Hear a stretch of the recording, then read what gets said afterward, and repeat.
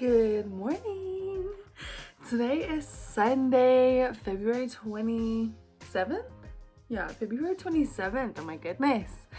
And the month is over tomorrow. That is really weird. I feel like this month just flew by. What's new? So today we're going to be discussing 7 different things that can help you go to sleep just a little bit faster to calm the mind and relax the body. And stay tuned to the end because there's one extra thing you don't want to miss. So number 1 is going to be setting your intentions prior the night before, or even expressing and just setting goals, making at least a list of 3 to 5 things. Hey, I want to do this, I want to do this, this, and this. And then as you go throughout your day, check. Whatever you don't get, take it to the next day, or you can handle it to the best of your ability and just figure out what it is that works best for you. But doing this allows you to relax your mind, know that you will have a tomorrow because tomorrow is never guaranteed, and just kind of bring you back to a grounded center to understand, like, you have goals just as everybody else, so make sure you accomplish them. Expressing gratitude is one thing that a lot of humans, a lot of people, and even myself had been putting off for the longest time because I was just a little spoiled brat, let me put it that way. And I didn't understand, the value of things, what I actually had in my life. I mean, fresh, clean air, for example, water, a house to live in, a roof over your head, a bed to sleep in, things of that nature, clothes to put on your body in the winter time, like, eyelashes to protect your eyes from getting dust in them, just all kinds of different little stuff just to express your gratitude. And I find that helps me as well because it kind of humbles me and makes me realize that I don't have to have all this stuff, Notebook right beside you, and then writing that list down, 3 to 5 different things, setting your goals, expressing gratitude, things like that will release some, happy endorphins inside your mind. So number 2 kind of goes back with number 1, and it's keeping that journal by you. So journaling, I know it sounds very kiddish. Oh my gosh, why would you do that?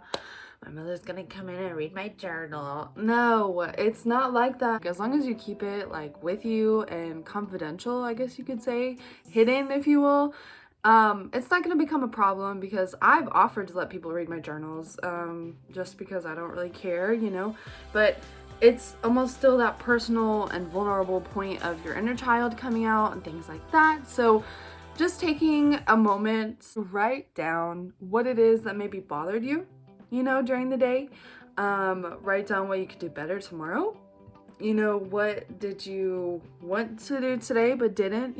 Something like that, just to kind of take all these thoughts out and put them on a piece of paper. And then at the end of it, you can burn it. And that's the best because you're kind of releasing that energy, you're releasing those thoughts, and you're kind of repelling that energy like, no, I don't want to do this anymore. I don't want to hear it anymore. And it just allows you to calm your mind. So that way when you're sleeping or you're trying to go to sleep, you're not having all these thoughts just run like little gears in your head, and you're like, on. Just taking that time to take 5, 10, 15 minutes to journal and just write out what it is that you want. You can go back, you can underline different things, kind of like we were in English class, and you can just highlight the importance of the little paragraph you wrote or the novel you wrote, whichever, and just see what's bothering you and check in with yourself. Journaling, take that into consideration. Get you a nice book that's not gonna fall out like this. I have pages in here that want to just come out. Look, like 3. Not only is your mind having a hard time shutting off, but your body is having a hard time shutting off. Like you're just, like jet lag, let's go, and that can be very frustrating when you're trying to be still in bed and go to sleep. So I like to stretch. Sometimes I'll do 10-15 minutes. Breathe deeply with that because that's how you get the oxygen to your muscles, allow them to stretch. You don't cause tension or any breakage in there. And then sometimes I'll follow that up with 5-10 minutes of yoga afterwards, or Pilates or something of that nature, just to really get my ground and to balance myself and start to relax because my body's been on go, and now it's time to wind down. It really puts me back in that state of be still and let's go to bed. 4. So number 4 is another nice one. It's reading. I read at least a minimum of 30 minutes, and sometimes I'll read an hour, hour and a half. It just depends how invested I am into the book I'm reading. And that also allows me to kind of bring my mind down into a dark setting, like letting my know, hey, the sun's not out right now, it's like the moon lights out and it's time to go to bed. So it's just like a rewire, and it's just like a transition to calm it down, just bring it down, okay? I'll lay my book beside me, so that way I know I have to read, and that way I want to read. Because as a kid I used to read mysteries, I used to read anime, I used to read all kinds of different stuff, right? Little fiction, non-fictional books. But now that I'm a little bit older, I've been able to find my hobbies and my actual interests and go to the library, the local library that's free, 99, and pick out up to 100 different books all at once, checked out.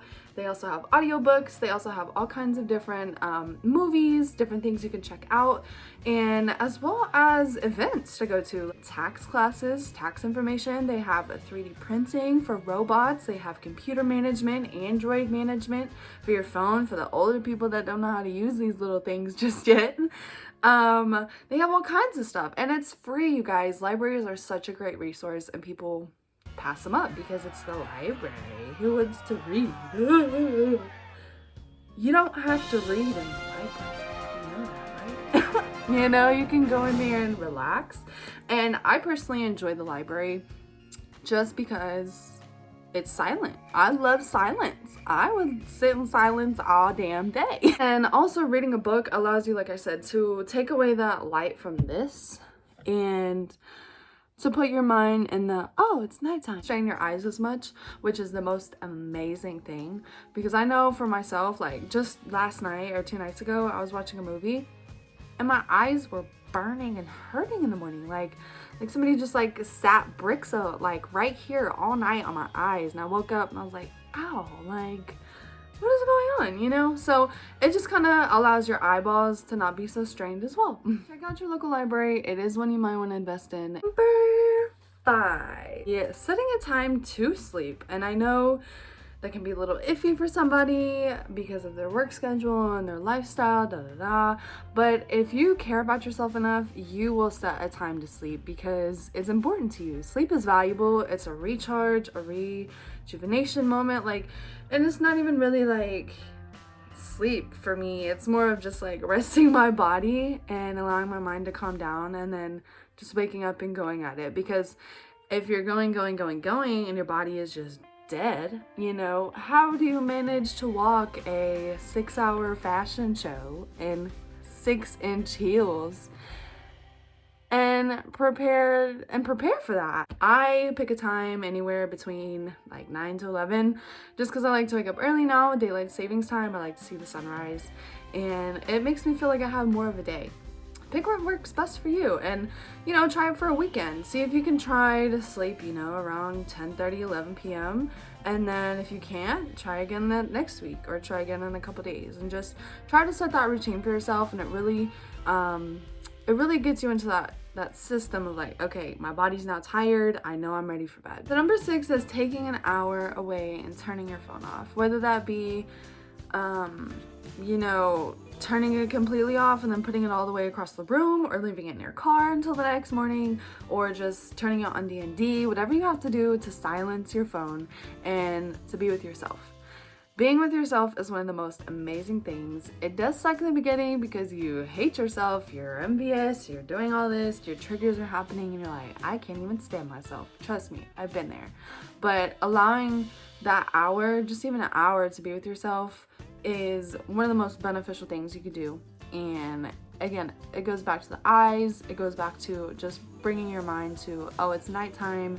And also you can track your screen time, and that's really nice because you can go in, you can see how long you've been on Instagram or whatever, and you can kind of, you know, track that, and you can just be aware of how much time you're either wasting or you're spending or researching, however you want to put it. It just got brought back up to my attention, like, you don't have to respond to a text message right when your phone goes off, and that's what I was finding myself doing. My phone would ring or something would happen and I'd instantly respond, and like I'd be like, I don't even remember talking about that. I don't even remember thinking about that. So it just allows you to regroup, if you will. Number 7 is going to be listening to frequencies or some kind of meditation music at nighttime. Like solfeggio frequencies, or I'll look on YouTube and just type in like anxiety frequency or just frequency in general. And it actually is so soothing. Another interesting thing about that is like when you're sleeping, your mind is subconsciously taking in that frequency. It's taking in that harmony, that nice like vibe, if you will, instead of having a TV screen. One, again, there's the LED screen ruining your eyes, and two, as long as it's playing throughout the night, it's coming into your mind. Your mind is picking that up. Your body is still awake. You're just not like fully present, if that makes sense. So you're picking up, you know, the family off or whatever, the office, or you're picking up Family Guy, or you're picking up something just that is not benefiting you in your life. So along with playing frequencies, you can always play a conference, you know, like for example, I would play a conference of 2 guys talking about cryptocurrency and what they expected that's going to be. So something that's going to benefit your mind and not just dumb you down, if that makes sense. You always want to be raising your energy, raising your aura, raising your vibration. So anything that can do that, even while you're not awake, is so beneficial. It is so needed. It doesn't allow you to think, it allows you to listen, and that's the most valuable thing that you can do, is listen instead of thinking sometimes, because our thoughts are not us, you know. Our thoughts come in and we let them go. It really has helped me, like abundance frequencies, that's another one.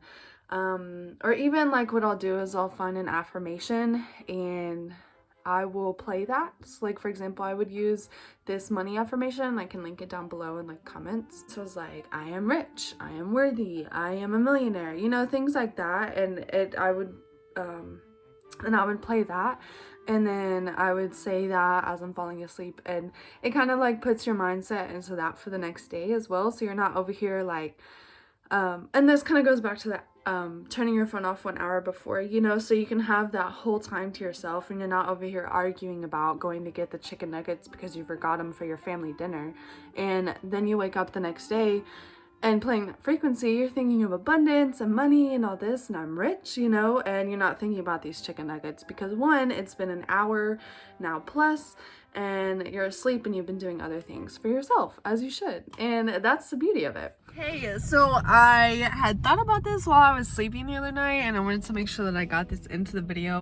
Counting. So I find that if I start counting, you know, 1, 2, 3, 4, 5, in my head, it takes my mind off of those thoughts. It takes my mind off of the unnecessary, and sometimes my mind will go into meditation. I'll go ahead and start meditating, and that's kind of where I was counting the other night, and then this came into my mind. I was like, oh, I gotta put that in the video.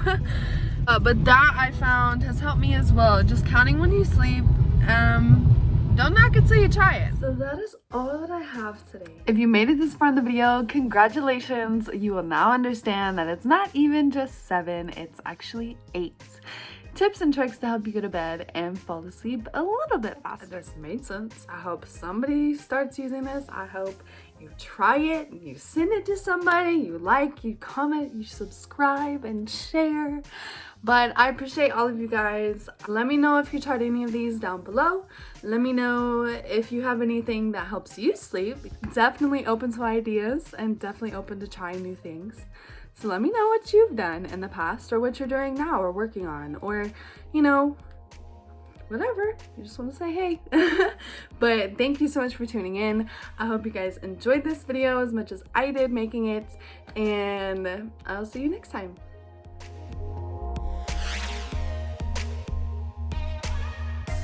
Hold on my leg. That's not good.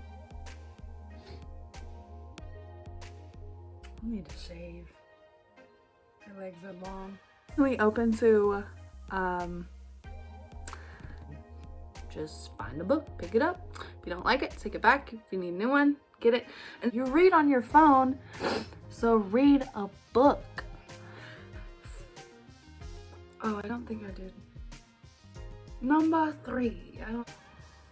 Oh, I thought it had something like teeth. That's the most thing that you can. That's the most beneficial. That is one of the most beneficial things you can do, is check in with yourself the night before or the morning the next morning. But I recommend the night before and the morning. But we're talking about sleeping, so we'll leave that for another video. Oh, it's bright on here.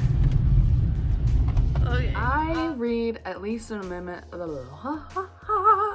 I read at least a minimum. And then an enemy. Hold on, let me make a mark in here so I know this.